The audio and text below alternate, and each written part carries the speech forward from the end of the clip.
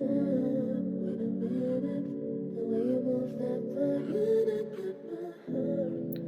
back to my YouTube channel today. Don't forget to subscribe and like and let me know what you think about this nail application. And today I will be showing you how to apply your own acrylic. All the products that I will be using today is from Mia's Secret. You can find these products on Amazon. Most of the things I bought was from Amazon. And the brush that I'm using is the Pana brush from Amazon also. 25 Instinct.